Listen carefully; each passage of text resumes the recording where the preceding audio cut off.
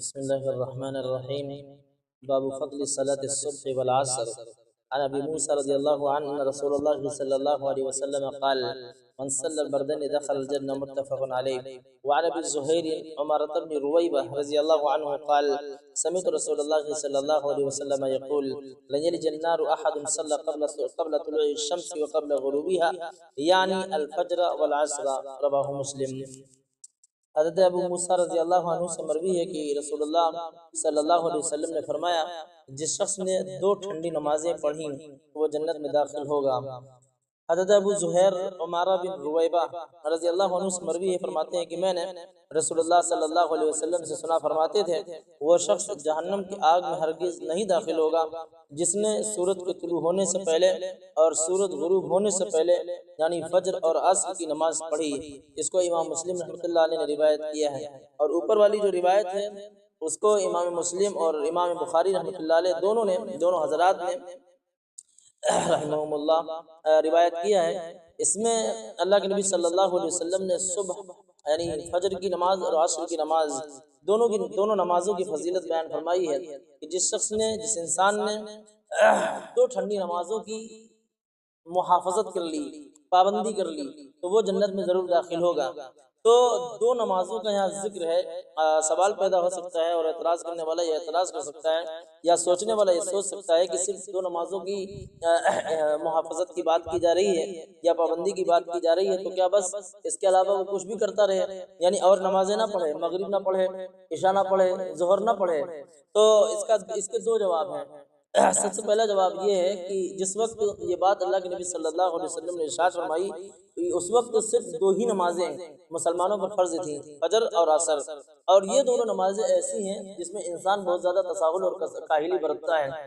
نماز فجر میں نیند کا غلبہ ہوتا ہے اور انسان اپنی چادر اور اپنا بستر نہیں چھوڑنا چاہتا، تو جو مجاہدہ کر کے اللہ سبحانہ و تعالیٰ کی رضا کے لیے آتا ہے تو ظاہر سی بات ہے جو فجر میں آئے گا وہ ظہر میں لامحالہ آئے گا، اور عصر کی نماز جو ہے وہ کام کی مشغولیت کا ہے، یعنی انسان کا دھندا اس وقت زیادہ چلتا ہے، تجارت چمکتی ہے اور اس وقت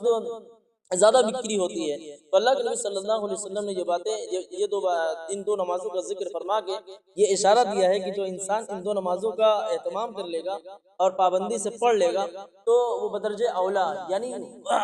اس سے بالکل یہ متصور ہے کہ وہ انسان ظہر کی اور مغرب کی عشاء کی اور زیادہ پڑھ لے گا، اس لیے کہ ان نمازوں میں اتنا زیادہ انسان کو کھلتا نہیں ہے یا ناگواری محسوس نہیں ہوتی ہے۔ تو البردان اس کی شرح میں کہا گیا ہے کہ صبح اور عصر کی نمازیں مراد ہیں، اسی لیے عربی زبان میں البردان اور الابردان کو صبح و شام بولا جاتا ہے، یعنی جب صبح و شام کو بتانا ہو تو الابردان یا بردان 2 لفظ کا ذکر کیا جاتا ہے۔ اور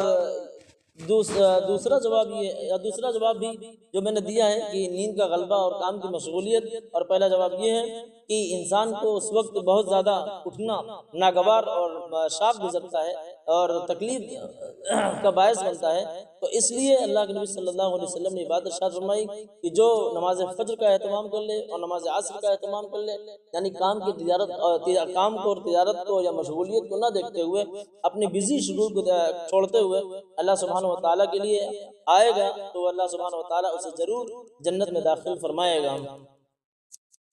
آج کا چھٹا مسئلہ یہ ہے کہ اگر کوئی انسان فرض نمازیں پڑھ کر اپنی جگہ پر فوراً ہی سنتوں کی نیت باندھ لے تو کیا اس کی نماز درست ہے یا نہیں؟ مطلب ابھی عشاء کی نماز پڑھی اور فوراً کھڑا ہو گیا سنتیں پڑھنے لگا، تو یہ طریقہ درست ہے یا نہیں؟ تو بہترین بات یہی ہے کہ طریقہ درست نہیں ہے۔ اللہ کے نبی صلی اللہ علیہ وسلم نے منع فرمایا ہے کہ فرض کے ساتھ فوراً ہی سنت کو ملایا جائے، منع کیا ہے۔ یا تو انسان کلام کرے بیچ میں، یا انسان ایسا کوئی کام کرے جو نماز میں نہیں ہو سکتا ہے، مثلا منہ پورا گھما لے، سینہ گھما لے، اس طرح کی چیزیں کرے، اس کے بعد ہی سنتیں پڑھے، ایک دم فوراً اور ڈائریکٹ نہ پڑھے، اور اپنی جگہ پر نہ پڑھے، کچھ تھوڑا مطلب سرک کر پڑھے۔